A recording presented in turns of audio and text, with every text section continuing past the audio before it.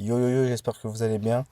Bienvenue dans cette vidéo où nous allons faire un point au niveau de la crypto, notamment sur le Bitcoin. Cette semaine, donc on a eu un marché crypto qui était assez positif, hein. On a eu une hausse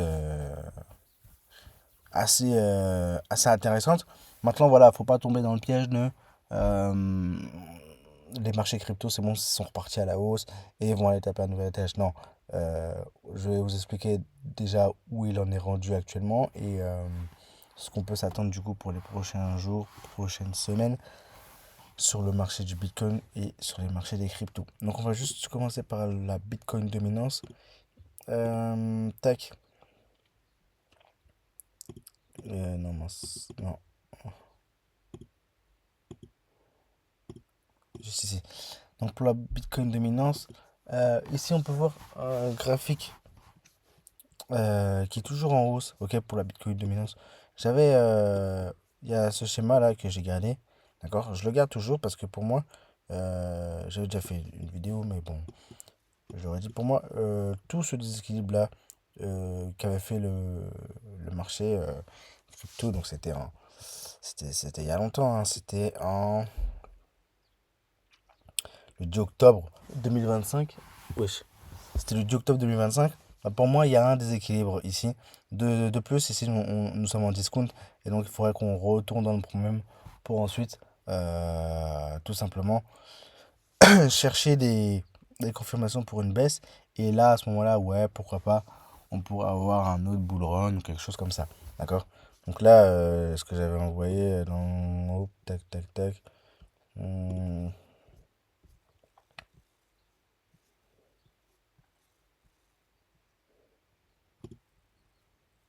Là, c'était ici, hein. Mes zones de retournement, tac, boum. Puis ensuite ma flèche. Il y avait une autre.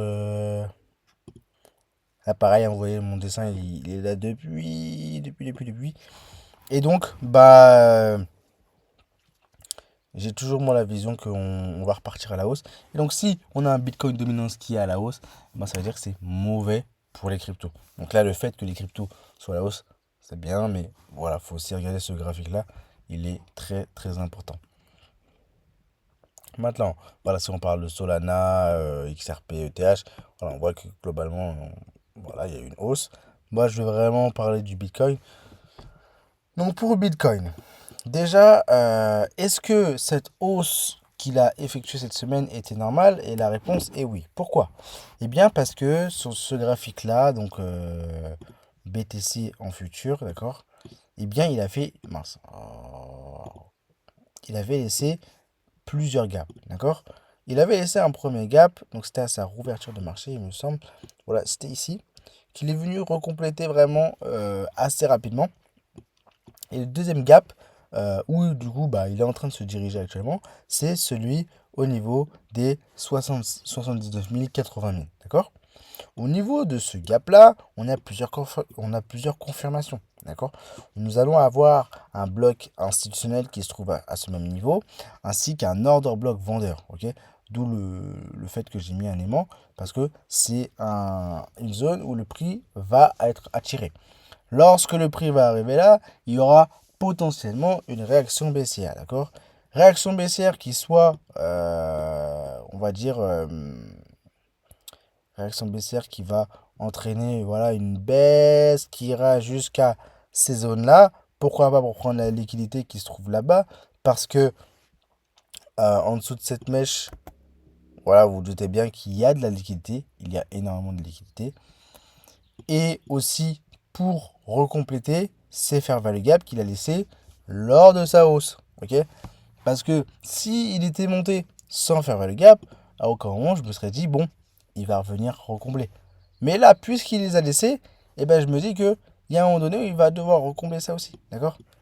Donc il y avait ce fair value gap. Il y en a aussi un fair value gap là-haut. Je ne l'oublie pas. Ok? Donc il est vraiment en premium. Mais il ne faut pas l'oublier également. Donc ça, c'était vraiment pour parler du graphique de Bitcoin Future. De plus, ensuite, là, on peut voir que si je prends toutes ces impulsions, donc là, ça va être vraiment, je crois que c'est du weekly. Hein, ouais, du weekly. C'est ça, ouais. Non, mince. Tac.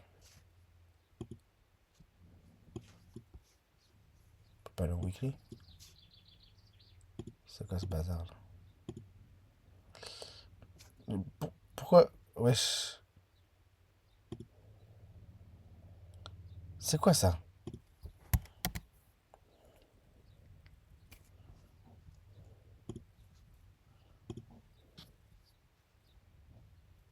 Oui, il reste en weekly. Pourquoi ça a décalé les trois trucs? Bref. En weekly, si je devais prendre la dernière impulsion qu'il y a eu, c'était une impulsion baissière. Ça, je vais ouvrir. C'était l'impulsion baissière. Et donc, on a eu ce plus haut qui a créé ce plus bas. Donc, je mets un Fibonacci. Et donc là, après, quand je retourne en daily ou même H4, je remarque quoi? Je remarque que, hop, ici, si on prend donc ce plus haut, ce plus bas, le prix actuellement, il est quoi? Il est au niveau du discount. Ok? Il est au niveau du discount. Et toutes mes zones, fair value gap, order block, bloc institutionnel, elles se trouvent au niveau de 50%, voire dans le premium de mon Fibonacci, de ce fameux Fibonacci. D'accord? Donc c'est très important. Maintenant, on va retourner donc sur le graphique. Hop, sur ce graphique là. Ici, on peut remarquer que euh, à plusieurs niveaux, vous voyez, hop, il a arrêté de monter, il a retracé. Là, pareil ici, il a retracé. Donc je vais expliquer pourquoi. Moi, ce que j'ai fait, c'est que j'ai pris une belle impulsion plus un beau retracement. Donc là, ici, celui-là, cette belle impulsion plus ce retracement, ben, il me donnait énormément d'informations parce que j'ai pu, avec du coup cette impulsion plus retracement, placer une extension de Fibonacci. Extension de Fibonacci qui du coup m'a donné différents niveaux. Les niveaux du premier où tu aurais pu mettre un TP, un take profit. Les deuxièmes niveaux au niveau des 618 où tu aurais pu également mettre un take profit. Et les niveaux des 200, des 2,618 où tu aurais pu mettre également un take profit. Et en plus de ça, eh bien, tu avais un order block vendeur qui n'avait pas été mitigate lors de la hausse précédente du Bitcoin, enfin la hausse, façon de parler, mais voilà. Et donc, qui a causé donc une belle réaction baissière, d'accord. Donc là ici, quand tu avais avec cette Fibonacci là, enfin cette extension de Fibonacci, si tu l'avais mise de là à là, retracement, tu vois que ici, ton take profit, enfin ta zone de réaction tombe pile sur un order block, et bah forcément que ça augmente les probabilités que le prix, effectivement, il réagisse là. Tu vois ce que je veux dire? Bon, maintenant, faut faire attention aussi. Ici, là, donc j'ai cette position que j'avais mise, mais c'était pour une autre vidéo. Parce qu'en fait, je vous explique que j'ai fait une vidéo, mais ça a bugué, et du coup, je suis obligé de refaire une vidéo. Donc, dans la vidéo, ce que je disais, c'est que à l'heure actuelle, puisque le prix il est en tendance haussière, si toi aujourd'hui tu voulais prendre un achat, et ben ce que tu aurais pu faire, c'est voilà, te mettre donc en 4 heures, c'est ça exactement, et donc regarder la structure de marché, là, mettre un Fibonacci de ce plus bas à ce plus haut là. Là, tu vois que quoi? Il retourne dans du discount. En plus, ce discount, il tombe sur un order block acheteur. Donc, ce serait une bonne opportunité pour prendre un achat. Maintenant, à faire attention, toujours, voilà, anticiper les deux cas. Parce que si ce trade passe pas et que tu te fais SL, de comprendre pourquoi aussi. Bah, tout simplement parce que si je prends toute cette impulsion, donc de tout là-haut jusqu'à tout, enfin de tout en bas jusqu'à tout là-haut, je place un Fibonacci, nous sommes dans le premium de ce Fibonacci. Vraiment là où ce serait très intéressant de prendre un achat, ce serait vraiment lorsqu'il arrive à ces niveaux-là, d'accord. À ce niveau-là, au niveau comment dire, des 73 000 ou quelque chose comme ça. Enfin bref. Et donc c'est pour ça que j'ai mis cette flèche dans le sens où, bah voilà, si le prix il arrive là, boum tac, il pourrait repartir. Voilà pour ça. Tac, tac, tac, tac, tac. Qu'est-ce que j'aurais pu oublier après en termes de structure de marché ou même d'un point de vue technique? Bah, on a plusieurs zones à venir chercher également. On a cette zone-là, ok? On a cette zone-là, cette zone qui a été mitigée. Du coup, on a nos deux zones en bas à aller chercher en cas de baisse, ok? Et donc, dans une autre partie de la vidéo, je vais faire tout ce qui va être les zones de liquidité. Mais voilà, globalement, là, pour le Bitcoin, c'est tout ce que je peux dire. Tac. on a eu cette semaine. Là, bah, du coup, forcément, le prix, il est reparti à la hausse. Ok, là, il est reparti à la hausse. Structure de marché, il est reparti à la hausse. Il a changé de tendance, du coup, parce que là, en 4 heures, on avait vraiment que...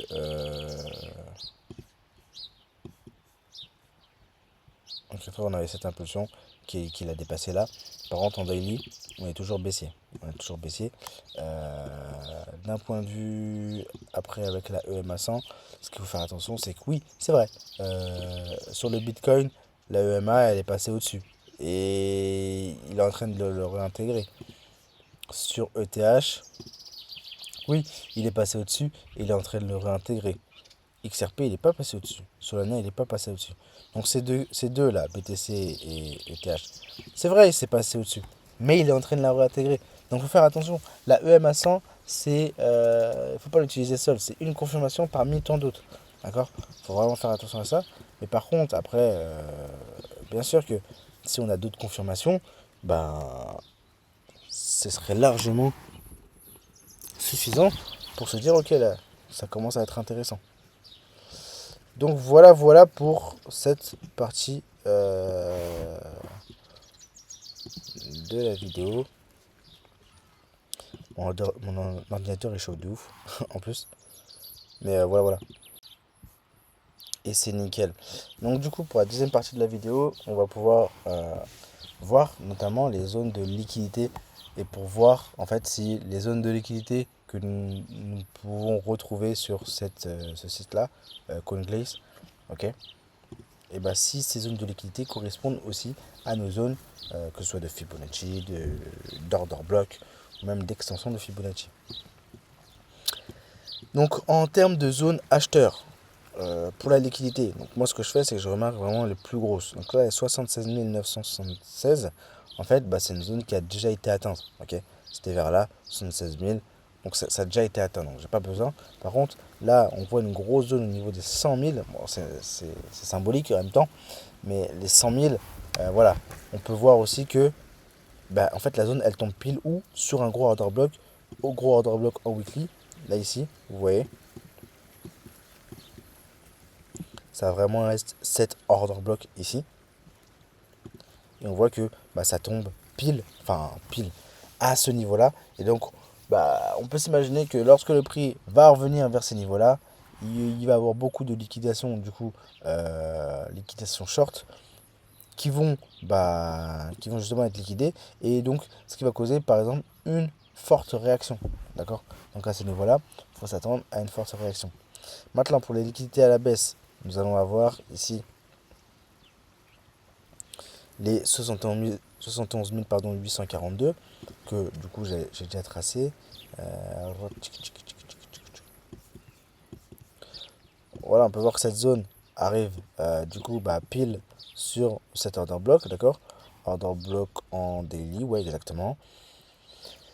Et donc, c'est pour ça que cette position que j'ai mise, bah, le fait qu'elle soit liquidée, c'est aussi logique. Enfin, c'est pas choquant, d'accord. Donc là, voilà, tu prends un achat, c'est ok.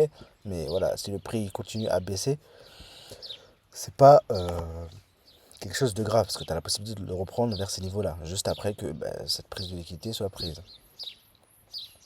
Les 66 894, ici,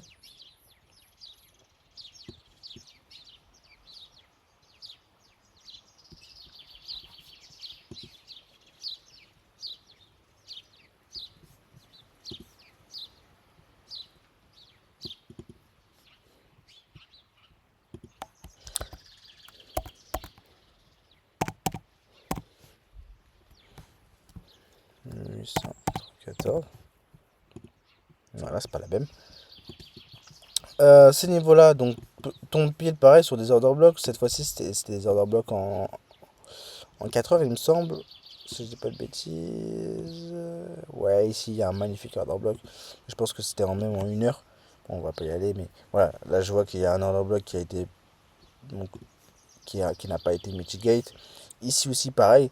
Donc, ces niveaux-là qui sont du coup en discount, ouais, de cette impulsion-là. Donc là, vous voyez, tac. Les niveaux sont ici. Et si je prends toute cette impulsion, bah, je suis vraiment en discount, discount. Donc là, même chose, de prendre des achats, ça peut être intéressant. Pour après, voilà, garder ces achats le plus longtemps possible.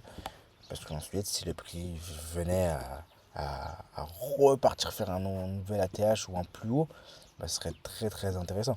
De plus que là, ces niveaux, je crois qu'ils tombent à peu près au même niveau que tac tac tac tac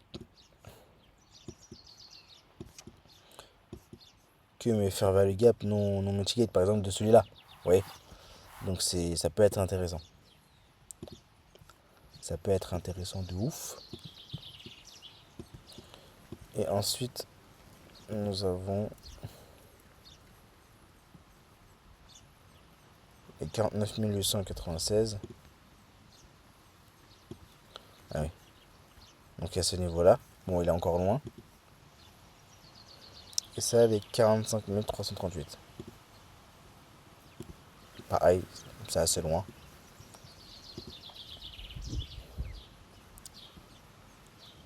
Mais après, moi, ce que je prends, c'est vraiment les plus gros. Les plus petits, après, je ne les prends pas forcément. Ce qui m'intéresse, c'est vraiment les plus grosses zones de liquidation, en fait.